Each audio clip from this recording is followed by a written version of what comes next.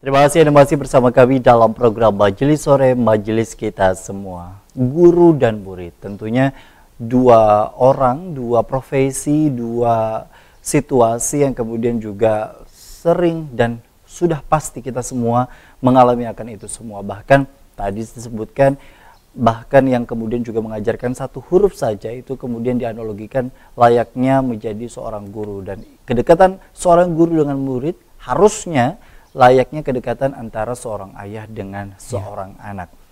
Melihat dalam kesempatan kali ini, Pak, kita juga tidak menutup kemungkinan dan kemudian juga tidak memungkiri akan beberapa pencederaan pendidikan yang kemudian juga tercoreng karena ada beberapa kejadian-kejadian yang mencoreng institusi atau dunia pendidikan itu sendiri, yang menyalahartikan antara kedekatan layaknya seorang anak dengan seorang ayah itu tadi, sehingga hal-hal yang mungkin di luar dari ranah yang tidak seharusnya kemudian dilakukan oleh oknum guru itu tadi. Seperti apa sebenarnya dengan fenomena hari ini yang mulai marak terjadi di beberapa daerah? Ya, yang pertama dulu adalah kita pahami bahwa guru itu kan pendidik ya, yang mesti menjadi teladan bagi murid-muridnya, itu satu. Nah, yang kedua, siswa, sisi lain dia mesti memahami bahwa guru adalah orang yang mesti kita tiru, ya kita contoh. Nah, sehingga hal-hal yang sebenarnya tidak menunjukkan sikap edukatif itu memang jelas bertentangan dengan prinsip ini. Jika ada guru yang kemudian memanfaatkan situasi itu, saya kira ini bukan guru yang sesungguhnya, yang benar-benar guru ya. Karena dia sudah mencederai hakikat guru. Guru itu adalah contoh teladan yang mesti dipegang teguh oleh seorang guru. Dia sebagaimana sifat Rasulullah uswatun hasanah. Jadi katakanlah guru itu katakanlah perpanjangan tangan dari Rasulullah yang punya uswatun hasanah bagi murid-muridnya. Jika ada hal yang Bapak katakan tadi dekadensi yang tidak kita inginkan di mana-mana, itu jelas bertentangan, Pak.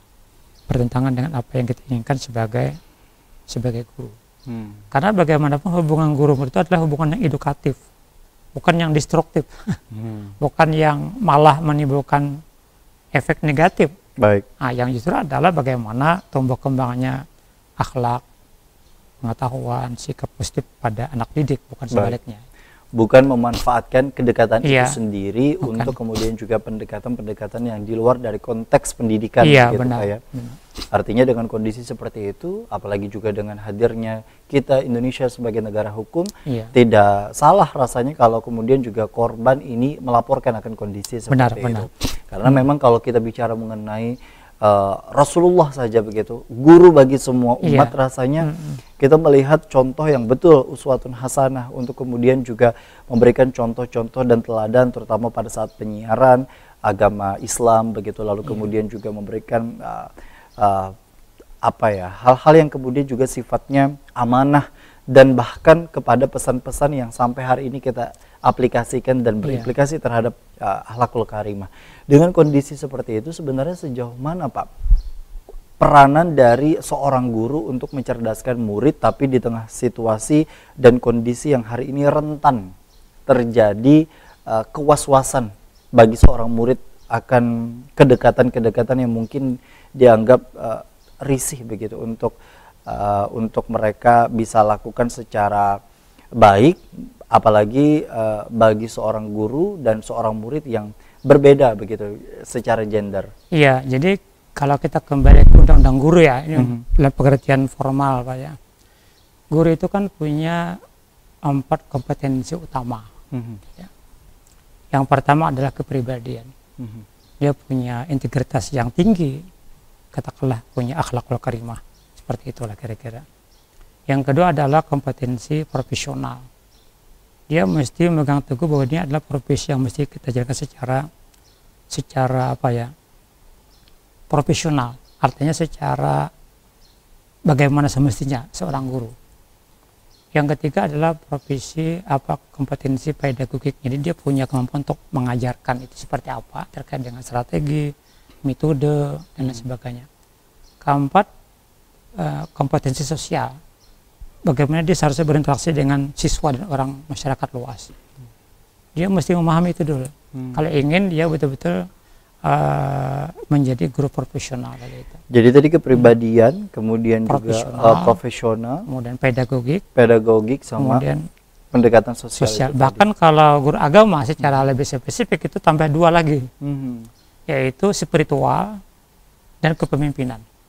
Dan sebenarnya kalau yang kemudian juga kita pahami, alangkah lebih baiknya ketika seorang guru itu mampu mendapat 6 kategori itu. Saya kira begitu. Sekalipun yang diajarkan bukan ilmu agama. Saya sepakat itu. Saya sepakat. Jadi guru itu memang mestinya begitu.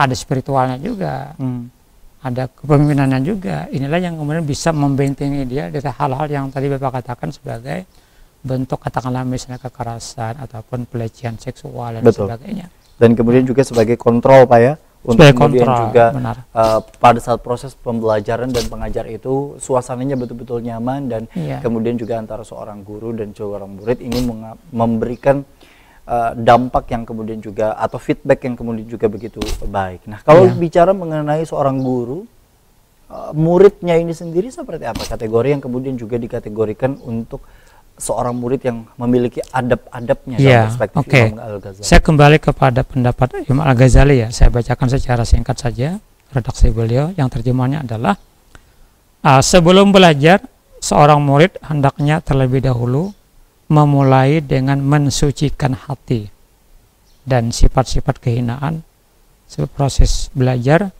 mengajar termasuk di dalam ibadah. Nah, jadi maksudnya apa? Jadi ketika anak itu belajar niatnya harus tulus untuk belajar. Untuk belajar bukan untuk yang lain. Jadi kalau ada hal-hal yang terbesit di benaknya, hal-hal yang lain, maka dia segera sucikan itu, singkirkan itu. Nah maka biasanya orang kemudian belajar dengan cara berdoa. Bahkan ada yang belajar dengan cara berdoa plus berudu. Ada yang belajar berdoa baca Quran. Ada yang belajar kemudian dia belajar berdoa dulu, baca Quran, sembahyang, sunnah 2 rakaat. Itu dalam rangka apa? Dalam rangka ini membersihkan sifat-sifat kehinaan daripada gerakan hati manusia itu. Supaya betul-betul belajar itu ya ibadah. Jadi kalau kita lepas daripada cara-cara tadi itu, kita belajar tidak berdoa, konsultasi dengan orang lain, guru tidak berdoa dan sebagainya, itu bisa saja timbul was-was dari luar. Baik. Tapi kalau sudah kita berdoa, kita sifatkan sifat-sifat yang ada pada kita dengan cara tadi berudu, meluruskan niat, itu insya Allah terjamin, Pak.